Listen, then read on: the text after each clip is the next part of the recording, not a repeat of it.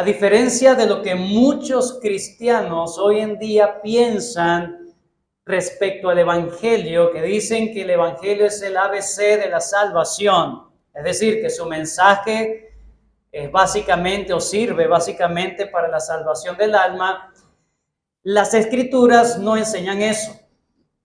Las Escrituras enseñan que el Evangelio no es el ABC, es el A a la Z. Es el todo. Es el A a la Z, no solamente de la salvación, sino para toda nuestra vida. No solo es suficiente para salvar, sino que es suficiente para vivir para la gloria de Dios. Si tú quieres progresar en santidad, quieres alcanzar madurez cristiana, quieres tener una vida matrimonial como le agrada a Dios, quieres ser un buen trabajador, quieres tomar buenas decisiones en tu vida, quieres resolver cualquier conflicto de la mejor manera, es el Evangelio la base para todo ello. No solamente para la salvación de tu propia alma, sino para vivir una vida piadosa en este lado de la eternidad. ¿Cómo perdonar al que me ofende? El Evangelio dice, como Cristo te perdonó a ti. ¿Cómo amar a mi esposa? El Evangelio dice, como Cristo amó a la iglesia. Todo tiene que ver con el Evangelio. Toda la vida con el Evangelio. Segunda de Pedro, capítulo 1, versículos 3 al 4, dice las Escrituras, como todas las cosas que pertenecen a la vida y a la piedad. Todo lo que pertenece a la vida y a la piedad, dice Pedro en segunda de Pedro 1, 3, nos han sido dadas por su divino poder, mediante el conocimiento de aquel que nos llamó por su gloria y excelencia. Versículo 4, por medio de las cuales nos ha dado preciosas y grandísimas promesas, para que por ellas llegaseis a ser participantes de la naturaleza divina, habiendo huido de la corrupción que hay en el mundo a causa de la concupiscencia.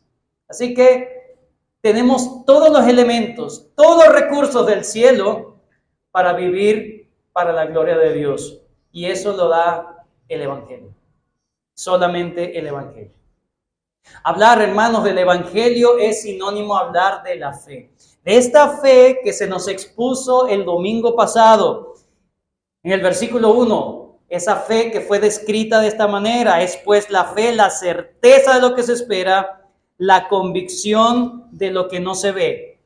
Eso es el Evangelio. Hablar del Evangelio es hablar de esa fe. Y hablar de esa fe es hablar del Evangelio, porque en Romanos 1:17 el apóstol Pablo dijo, porque en el Evangelio la justicia de Dios se revela por fe y para fe.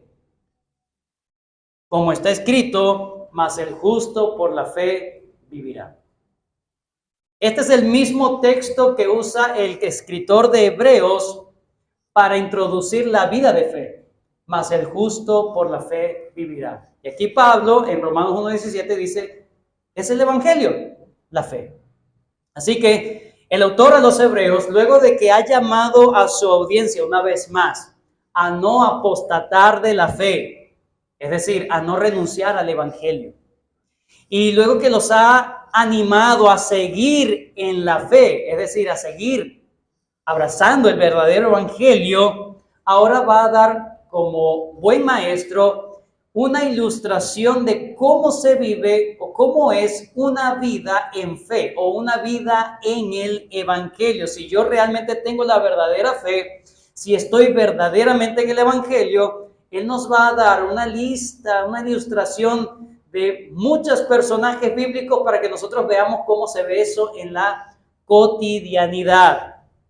Hermanos, luego que Él ha dado esta aclaración de que nosotros, la fe de nosotros no somos los que retroceden, como dice en Hebreos 10, vayan conmigo a Hebreos 10, 39, antes de hablar de Hebreos 11, el último versículo dice, pero nosotros no somos de los que retroceden para perdición, sino de los que tienen fe. Pregunto, ¿qué es lo contrario a retroceder? Avanzar. Así que lo que está diciendo ahí, nosotros no somos de los que retroceden, sino de los que avanzan. ¿Cómo están avanzando? En fe. No existe cristiano estancado. Eso no existe. ¿Estoy estancado en la vida cristiana? No. Estás retrocediendo en la vida cristiana. Si no avanzas en fe es porque estás retrocediendo. Nunca puedes quedarte estable. O retrocedes o avanzas. O retrocedes o tienes fe. Es lo que dice aquí. Hay que avanzar en la vida cristiana. Hay que seguir teniendo esa fe. Entonces, luego que le ha dicho todo esto, una vez más, el escritor nos va a colocar varios ejemplos de las Sagradas Escrituras, de cómo se ve esa vida que tiene esa certeza de lo que se espera, esa vida que tiene la convicción de lo que no se ve, y esa vida por la cual los antiguos alcanzaron en el versículo 2, Hebreos 11:2, los antiguos dice, por ella alcanzaron buen testimonio, los antiguos. ¿Quién dio ese testimonio? Pregunto. ¿Quién dio ese testimonio? Por esa fe alcanzaron buen testimonio delante de las personas. No, el testimonio que Dios mismo dio de ellos. Lo vamos a ir viendo en la Sagrada, en este texto.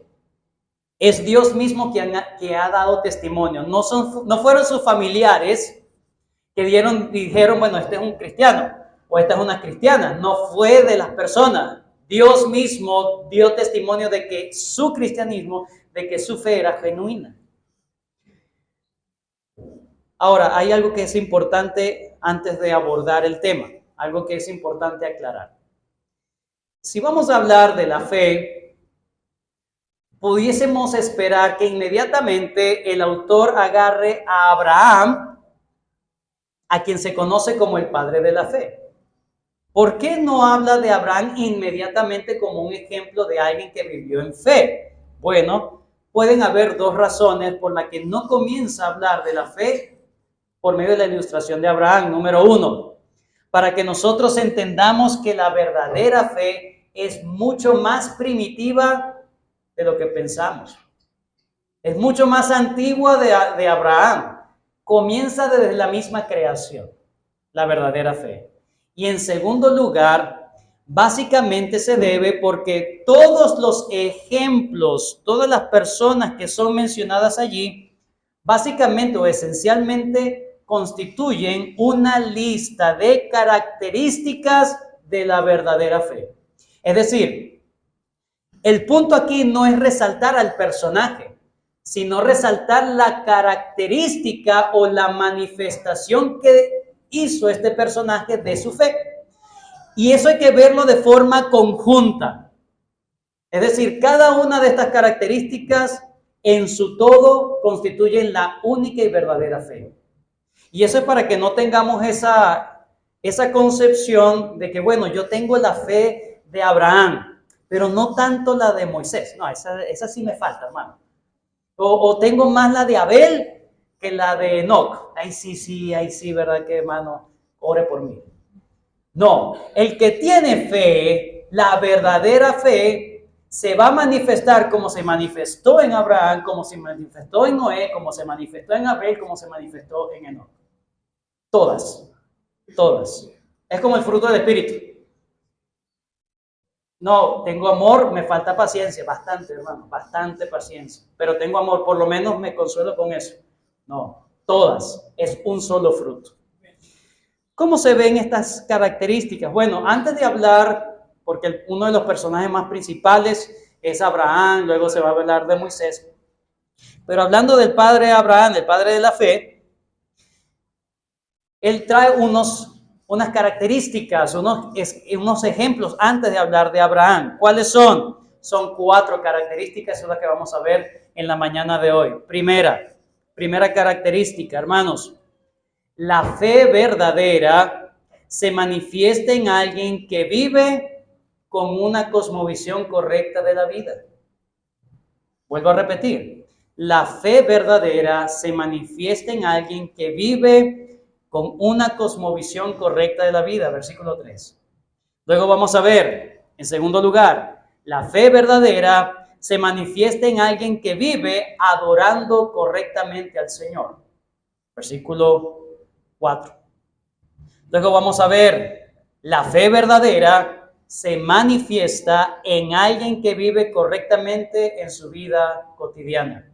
Versículos 5 y 6. Y por último, la cuarta característica, la fe verdadera se manifiesta en alguien que vive obedeciendo en el temor de Dios. Que vive obedeciendo en el temor de Dios. Versículo 7. Son 4 características, todas. La fe verdadera se manifiesta en alguien, en primer lugar, que tiene una correcta cosmovisión de vida. En segundo lugar, que adora correctamente al Señor. En tercer lugar, que vive correctamente en su vida diaria. Y en cuarto lugar, que obedece con temor a Dios. 4 características. Vamos a ver cada una de ellas. Primera, versículo 3.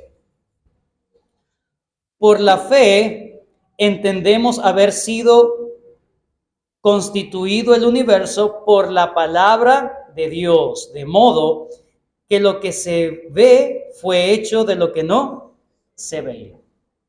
Note que este es el primer ejemplo de fe que usa el escritor, pero no coloca un personaje bíblico, no lo coloca. ¿Por qué? Una vez más, su intención no es resaltar a una persona, su intención es resaltar una característica. Así que el ejemplo que va a colocar allí es el mejor ejemplo para resaltar esta característica. ¿Cuál es? Es para demostrar que alguien que tiene verdadera fe tiene un concepto correcto o una cosmovisión de la vida correcta. ¿Por qué? Porque esta persona acepta lo que Dios dice del mundo. Lo acepta. Lo cree. Así como Dios dice que son las cosas, el que tiene la verdadera fe dice, yo creo todo y exactamente lo que Dios dice. ¿Qué dice el Señor? Que el universo fue creado por su palabra. Está hablando o está haciendo referencia a Génesis capítulo 1 y capítulo 2. Cuando usted lea, usted se va a dar cuenta que el mundo no había nada, sino que todo tuvo un principio. En el principio creó Dios. ¿Cómo lo creó? Por medio de su palabra. El que tiene fe verdadera dice, así se creó el mundo. No tiene por qué cuestionar, no tiene por qué experimentar, no tiene por qué esperar evidencias arqueológicas, científicas que nadie ha descubierto. Simplemente dice, el mundo fue creado de la nada. Pero eso no lo puedes probar. Pruébame la evolución. Prueba la evolución. Hermanos, tanto la teoría de la evolución como la historia narrada en Génesis capítulo 1 y capítulo 2, ambas tienen que ser aceptadas por fe. Ni tú ni yo lo vimos. Ni tú ni yo estuvimos allí. El punto es que las personas deben decidir cuál van a aceptar como verdad.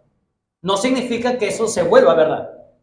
Pero sí dice, alguna vas a aceptar como verdad y la otra vas a rechazar diciendo es una falsedad, es una mentira.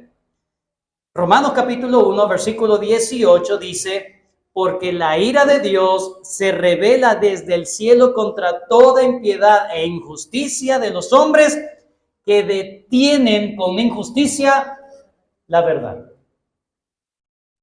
Cuando el autor usa este primer argumento, lo está haciendo precisamente para decirle, nosotros entendemos que la vida viene de algo inmaterial. Lo material, lo temporal, nunca existió siempre. Tuvo un comienzo. Por la fe entendemos haber sido constituido el universo por la palabra de Dios. Así que eso lo asumimos ¿cómo? Por fe. Porque el evolucionista, por ejemplo, también tiene que decir, bueno, ¿cómo sabes tú que hubo ese organismo y se movió solito?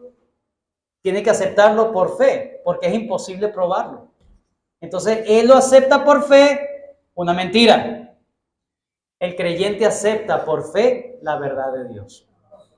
Dice, sea todo hombre mentiroso y Dios veraz. Así que quien tiene verdadera fe no se resiste a lo que Dios dice de cómo es el mundo, de cómo es la vida verdaderamente. La fe en Dios, hermanos, es tan vital que nos ayuda a tener una correcta cosmovisión del mundo en donde estamos. Y que parece algo sencillo, pero no lo es. No lo es. Eso condiciona mucho de las cosas en cómo nosotros reaccionamos en esta vida. Dice que fue constituida la palabra de Dios de modo que lo que se ve fue hecho de lo que no se veía. ¿Cuál es la verdad?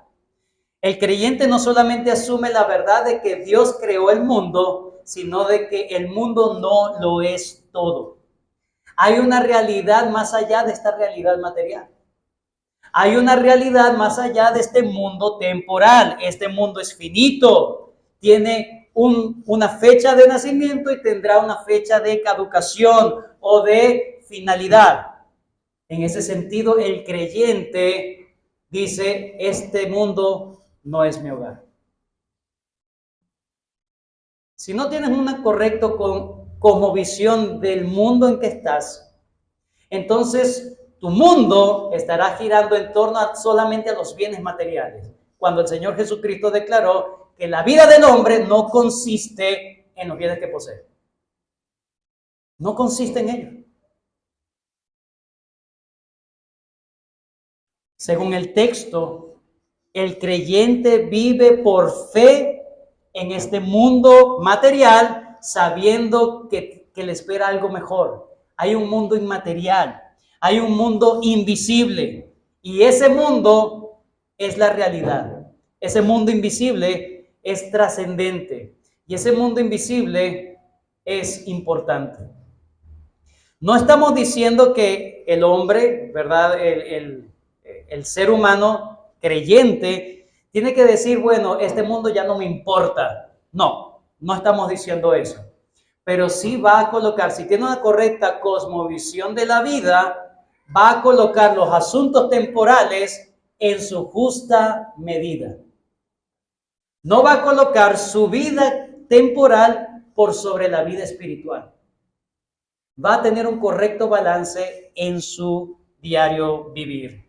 Así que el cristiano, el verdadero, el que tiene la verdadera fe, como asume y acepta la verdad de Dios, de cómo dice Dios, interpreta Dios el mundo, el cristiano dice, es verdad.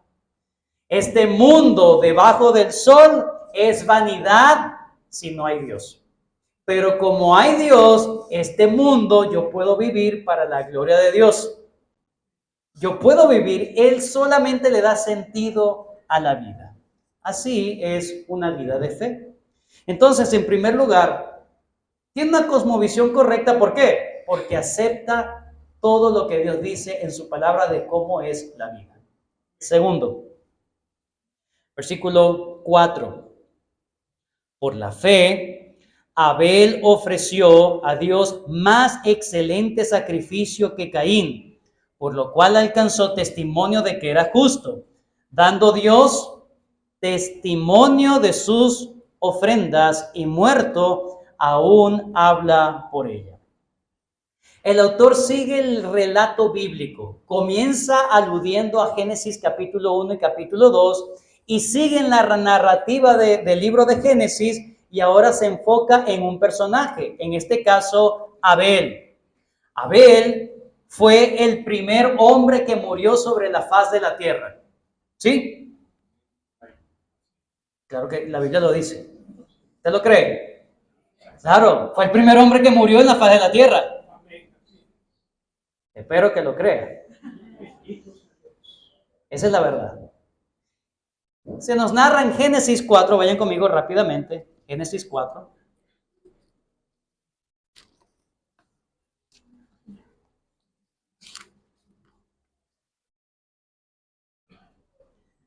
Versículo 1 en adelante. Conoció Adán a su mujer Eva, la cual concibió y dio a luz a Caín, y dijo, por voluntad de Jehová he querido varón. Después dio a luz a su hermano Abel, y Abel fue pastor de ovejas y Caín fue labrador de la tierra. Se nos dice cuál fue los oficios de cada uno. Versículo 3. Y aconteció andando el tiempo. ¿Cuánto pasaría? No lo sabemos. Pero pasó un buen tiempo, andando el tiempo, que Caín trajo del fruto de la tierra una ofrenda a Jehová. No basta simplemente con traer algo para adorar a Dios. Versículo 4. Abel trajo también de los primogénitos de sus ovejas. Cada uno, según su oficio, trajo para honrar a Dios.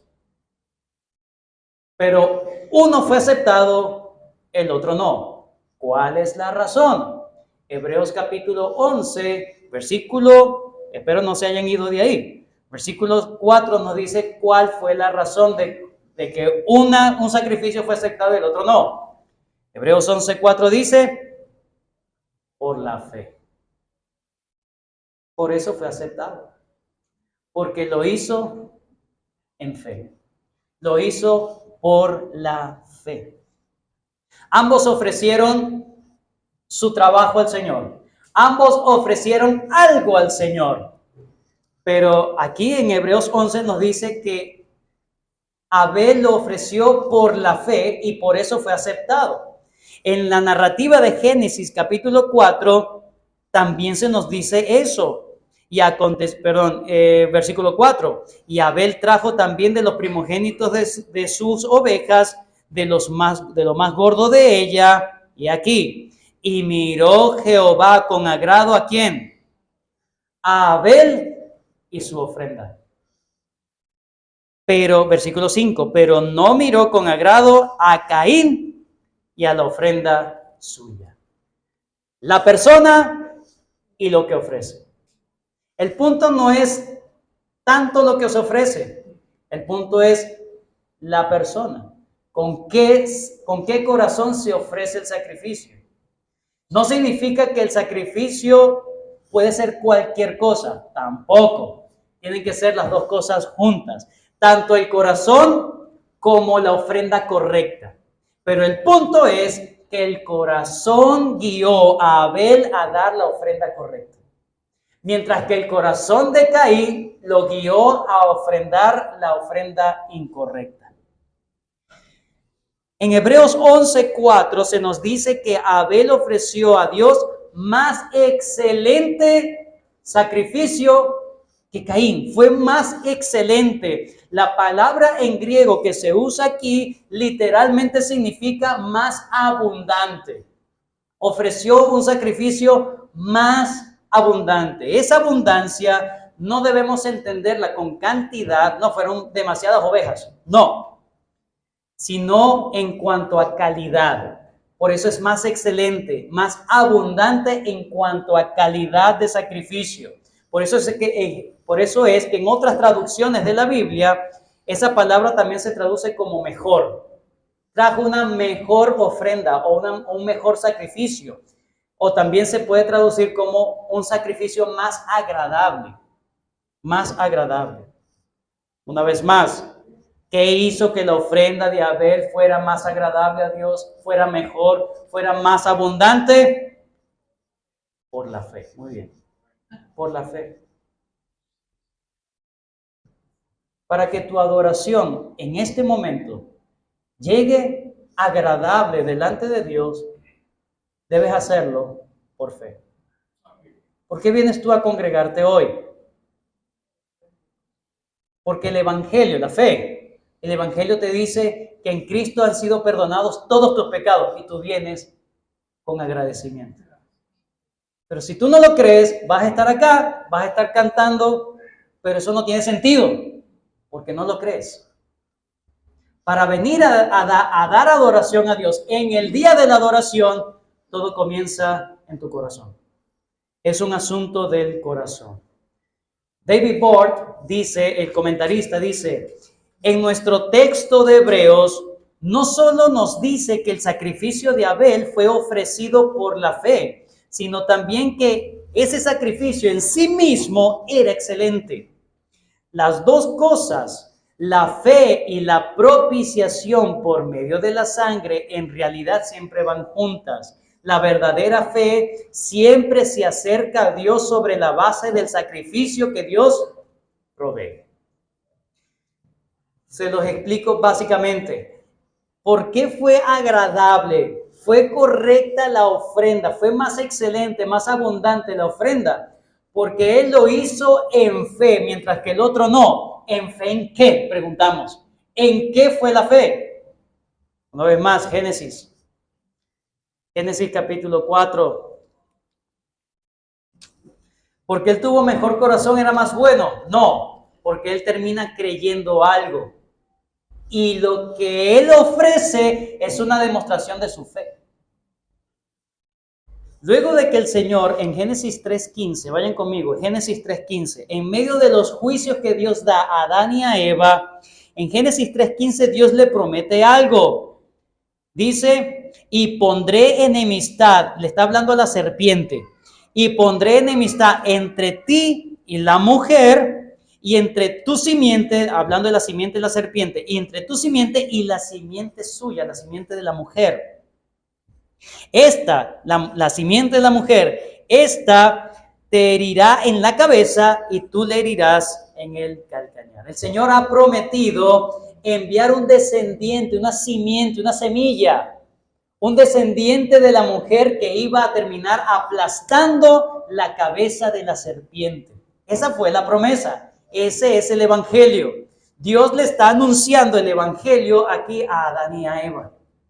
Y luego de que Dios le anuncia el evangelio, que parece que ellos lo aceptaron, digo parece, porque por un lado Adán le coloca a su mujer el nombre de Eva, luego de esto le coloca el nombre de Eva, diciendo ella será madre de los vivientes, le da un nombre que está con una esperanza, esperanzado de que de ella va a venir ese redentor, esa simiente. Y la misma Eva dice que cuando nace Caín, le coloca precisamente ese nombre, Caín, que significa adquirido de Dios.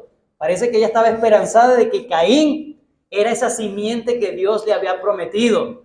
Y Caín, en vez de aplastar la cabeza de la serpiente, terminó aplastando la cabeza de su hermano.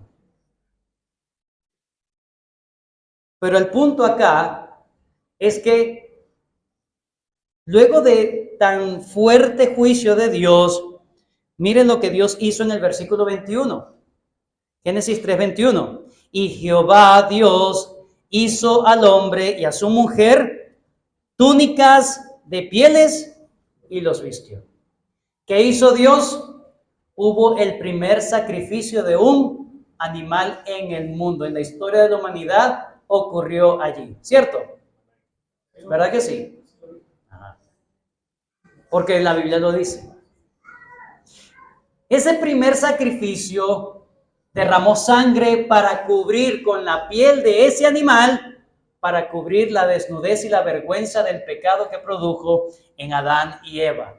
Lo que hizo Abel en su sacrificio, como él tenía fe en el Señor, él quiso demostrar su fe de la manera correcta. Como Dios lo hizo, yo voy a ser un imitador del Señor. Cuando usted viene a adorar al Señor, se supone que lo que usted viene aquí es a ofrecer, ¿qué? No tenemos un cordero acá para ofrecer al Señor, pero sí hemos venido en el nombre del Cordero de Dios, en el Hijo de Dios, en Cristo nuestro Cordero. No venimos con la mano vacía, venimos a adorar a Dios en los méritos del Cordero inmolado. Así que, ¿qué necesitas tú para adorar en el día del Señor? Fe.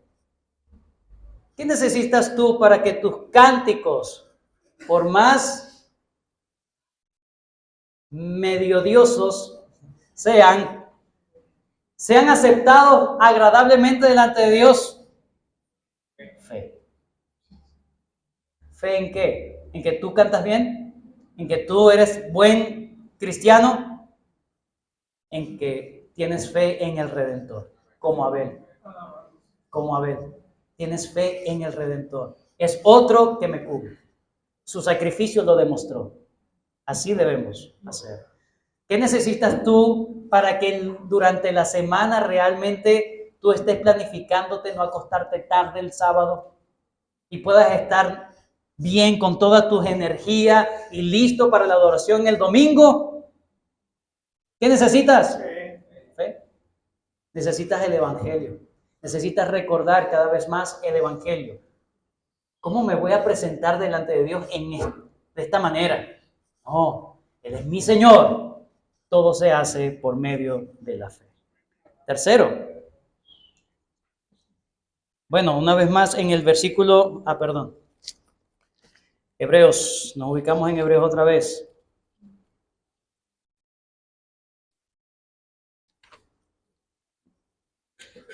Me fui.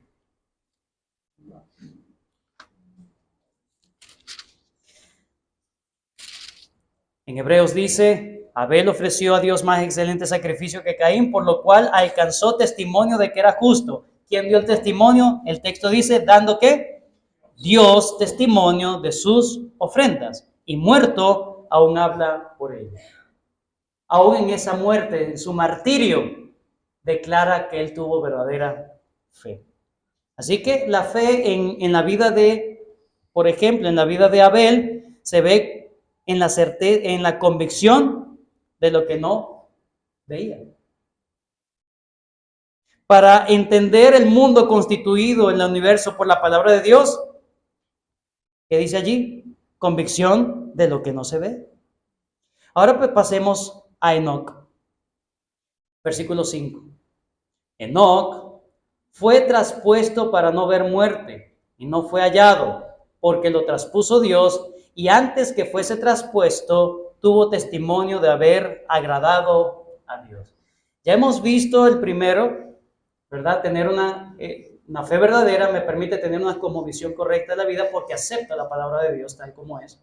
En segundo lugar, puedo dar una adoración correcta a Dios porque tengo fe en el Señor verdaderamente y mi ofrenda al Señor lo demuestra. En tercer lugar, ahora se manifiesta en una vida cotidiana de adoración al Señor. Si por un lado, Abel nos habla de ese momento especial de la adoración pública ante el Señor, la vida de Enoc nos habla de esa adoración continua, de esa vida piadosa continua delante del Señor. Este es aquí entonces el tercer ejemplo. Enoc, el padre de Matusalén, el hombre que vivió más tiempo sobre la tierra, ¿cierto? Sí, la Biblia lo dice. En este Enoc dice, la Biblia no nos dice muchas cosas acerca de Enoc, pero sí nos dice algo muy importante, por lo menos 3 cosas. Vayan conmigo a, una vez más, Génesis, ahora en el capítulo 5. Note cómo el autor a los Hebreos sigue la narrativa bíblica. Él está dando ejemplo de que tiene fe en lo que Dios ha dicho de cómo es la historia de la humanidad. Génesis capítulo 5. Siguiendo en esta narrativa, ahora se va a enfocar en Enoc, versículo 21. Vivió Enoc 65 años y engendró a Matusalén. ¿Cuánto vivió antes de engendrar a Matusalén? 65. Versículo 22. Y caminó, subraya esa palabra si puede. Y caminó Enoc con Dios después que engendró a Matusalén 300 años y engendró hijos e hijas. Versículo 23. Y fueron todos los días de Enoc 365 años. Lo primero que nosotros debemos entender es que Enoc, luego del nacimiento de Matusalén, algo ocurrió que lo transformó y empezó a tener una fe verdadera. Antes no se habla de su fe, pero luego de los 65 años, todavía hay tiempo, luego de los 65 años algo ocurrió. Él no fue piadoso siempre toda la vida, pero hubo un momento. Y a partir de ese momento no dejó de ser piadoso. A partir de ese momento. 65 años y luego vivió más años en piedad. Más de la mitad de su vida fue una vida piadosa. Tan piadosa fue que lo segundo que se nos dice es que en Génesis capítulo 5, versículo 24. Caminó pues Enoc con Dios y desapareció porque lo llevó Dios. Luego de su conversión, Enoc, 300 años caminando con Dios, teniendo comunión con Dios. No una comunión tóxica, una comunión deleitosa con Dios, creciente con Dios, agradable con Dios. 300 años permaneció. ¿Y qué hizo Dios? Hizo que no viera muerte. No significa que este ejemplo se nos está comunicando que no moriremos. No significa eso. Lo que sí significa, hermanos, es que una vida piadosa, una vida que tiene la verdadera fe, se manifiesta en una vida cotidiana de comunión creciente, agradable, deleitosa con Dios, que no será interrumpida jamás ni por la muerte. La muerte no interrumpirá tu comunión con Dios. ¿Tú tienes hoy comunión con Dios deleitosa, agradable? No, pastor, tengo tiempo que no leo la Biblia. Estás retrocediendo, recuerda. Avanza en fe, empieza a leer tu Biblia, empieza a buscar tiempo de adoración privada, personal, que tú busques el rostro del Señor. La muerte nos llegará en algún momento a todos, pero el que está caminando con Dios, el que está reconociendo a Dios en todos sus caminos, no sufrirá la muerte segunda. Y lo tercero, hablando de Enoc, no se nos dice ni en Génesis ni en Hebreos, pero sí se nos dice en Judas. Vayan conmigo a la carta de Judas, el bueno. Este no fue el que se ahorcó. Este es otro Judas, aparentemente hermano del Señor. De sangre, ¿no? Entonces Judas, en el único capítulo que escribió, no es que le dio chance de escribir este capítulo y se mató. Este es otro Judas, una vez más. El único capítulo, en el versículo 14 y 15, nos habla del testimonio de Enoc. Noten, versículo 14 y 15. De estos también profetizó ¿quién? Enoc, séptimo desde Adán, diciendo, mire la predicación de Enoc. He aquí, vino el Señor con sus santas decenas de millares para hacer juicio contra todos y dejar convictos a todos los impíos de todas sus obras impías que han hecho impíamente, de todas las cosas duras que los pecadores impíos han hablado contra él. Antes era mejor la vida, no. Estamos hablando de los tiempos de Enoc, antes del diluvio. También había mucha impiedad.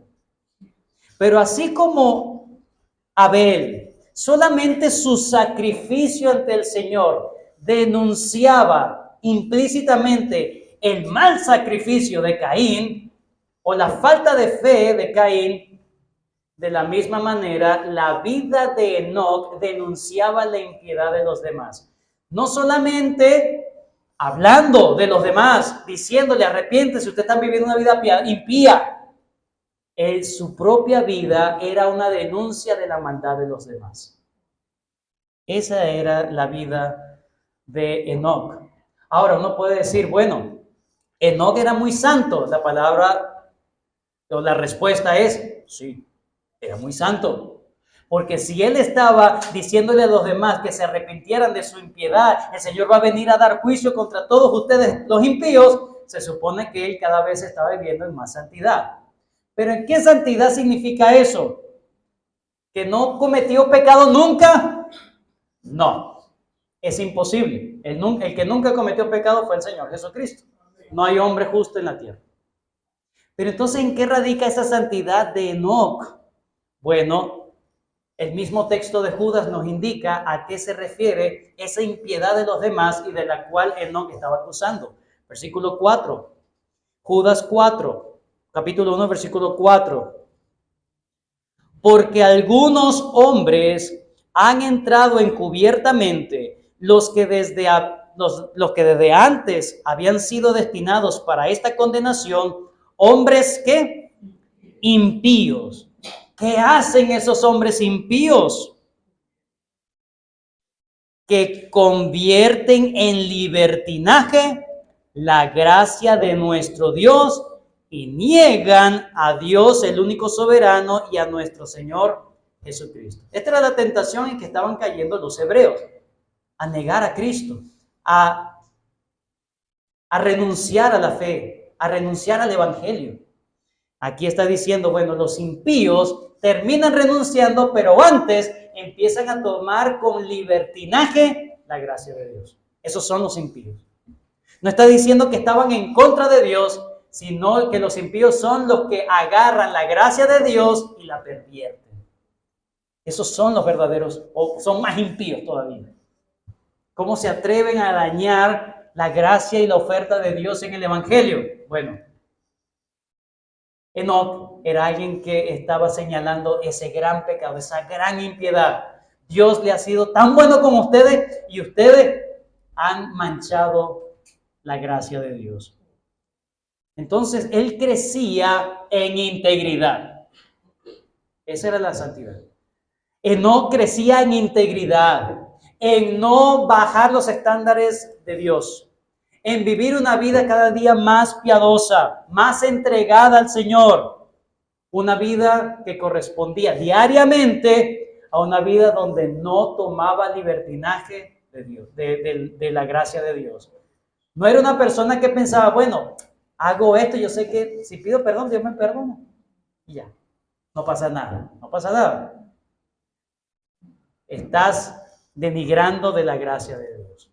Eso es lo que nos enseñas entonces allí Enoc. Pero una vez más, en el versículo 5, estamos en Hebreos 11:5.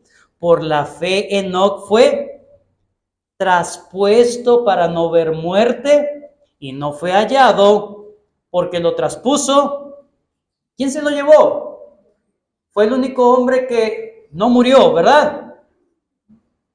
No, también Elías tampoco murió.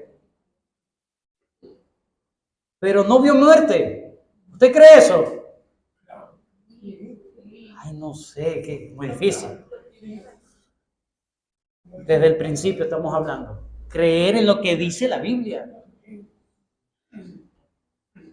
Y antes que fuese traspuesto, tuvo testimonio de ¿qué? De haber agradado a Dios. ¿Cómo agradó a Dios? ¿Cómo agradó a Dios? El testimonio que Dios mismo daba de Enoc. No los demás, los familiares, es Dios. ¿Cómo agradó a Dios Enoc? Por la fe. Por la fe. No porque era bueno, es porque él confiaba plenamente en la palabra de Dios, en el evangelio. Y dice el versículo 6, sigue el tema de Enoc en cuanto a agradar a Dios. En cuanto a agradar a Dios. Pero, versículo 6, sin fe es imposible agradar a Dios, porque es necesario que el que se acerca a Dios crea que le hay. Tal como Enoc, que se acercaba a Dios, que caminaba con Dios, que tenía comunión con Dios. Enoc podía hacer eso porque tenía fe de que podía caminar con Dios. Y en segundo lugar, no solamente porque él sabía que sí era posible caminar con Dios, y en segundo lugar, es necesario que el que se acerca a Dios crea que le hay, y en segundo, y que es galardonador de los que le buscan. Como Enoc buscaba a Dios. Como Enoc buscaba a Dios. ¿Qué estaba buscando Enoc en Dios? A Dios mismo. Y Dios le cumplió su deseo. Él no quería cosas de Dios, él quería a Dios. Él quería al Señor. Caminó 300 años buscando siempre al Señor. Caminó con Dios. Pero sin fe es imposible. Imposible. Vamos, esta es la tercera característica. Número 1, tener una correcta cosmovisión porque aceptamos lo que Dios dice del mundo. En segundo lugar, adoración correcta en el día de adoración. En tercer lugar, Necesitamos fe, ¿para qué? Para una vida en comunión con Dios, una vida santa, piadosa. Que no tomemos como libertinaje la gracia de Dios. Que te duela verdaderamente cuando pecas. Que no quieras pecar. Y en cuarto lugar, versículo 7. Otro ejemplo antes de hablar del padre de la fe, Abraham. Versículo 7. Por la fe, Noé, cuando fue advertido por Dios acerca de cosas que aún no se veían, con temor preparó el arca en que su casa se salvase, y por esa fe condenó al mundo y fue hecho heredero de la justicia que viene por la fe. Antes entonces de llegar a Abraham, el autor sigue el ejemplo de las Escrituras o la narrativa de las Escrituras. Ha hablado de la creación, ha hablado de Abel, ha hablado de Enoc y ahora le toca el turno a Noé. No significa que no hubo otras personas, pero ellos manifestaron estos rasgos que en su conjunto es la única fe verdadera. En este caso, Noé, la referencia a Noé se enfoca básicamente en la construcción del arca. Básicamente en la construcción del arca, versículo 7. Por la fe Noé, cuando fue advertido por Dios acerca de cosas que aún no se veían, con temor preparó el arca. Entonces hay por lo menos 6 cosas que nosotros podemos aprender de la vida de Noé. Por lo menos 6 cosas. Número 1, por la fe, Noé llegó a construir no solamente el arca, sino que la construyó completamente. Terminó de construir el arca. Lo hizo por la fe. Fueron 120 años desde la advertencia que Dios le dio hasta que vino la primera gota de lluvia. 120 años. Pero él seguía construyendo y seguía construyendo. ¿Y por qué terminó esa construcción? Por la fe.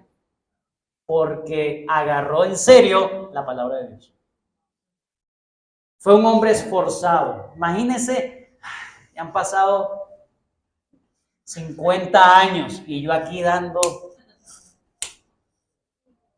Y no solamente eso, piense, cuando el Señor le dijo, agárrate de los animales por pareja. Señor, está correteando estos animales.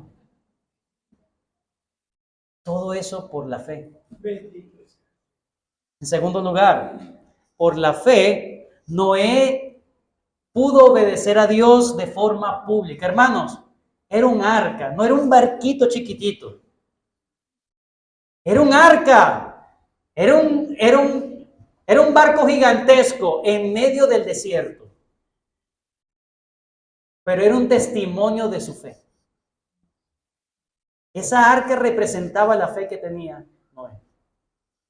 Ante los demás no se avergonzaba. Él no vivía un cristianismo a la secreta. No, que nadie se entere que soy cristiano, qué vergüenza. No, él expuso su fe de un testimonio grande. En tercer lugar, la fe de Noé lo llevó a creer a pesar de la incredulidad de los demás.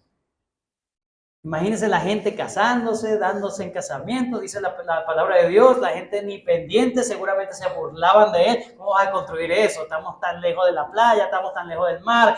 No, eres un loco, 120 años llevando de los demás. Pero perseveró por la fe. Pero el texto en Hebreos también nos dice lo siguiente.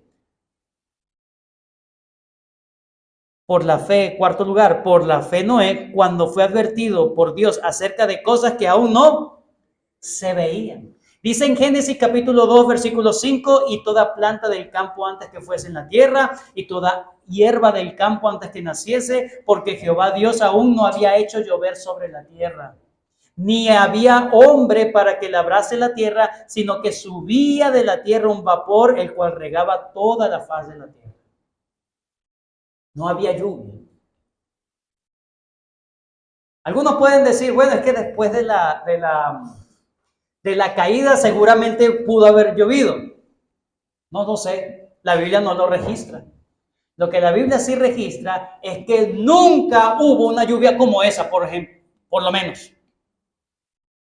Si ha llovido antes o si simplemente el vapor siempre estuvo hasta el día de Noé.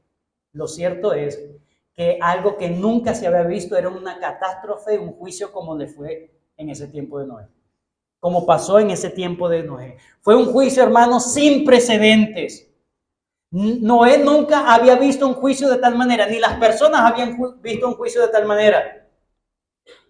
Pero él construía esperando, porque había sido advertido por Dios. Va a haber un juicio y va a acabar todo el mundo con agua, con lluvia. ¿Cómo es eso? No te preocupes, confía. Así vive el cristiano hoy. Hermanos, va a haber un día final. Va a haber un juicio final. Tú nunca lo has visto.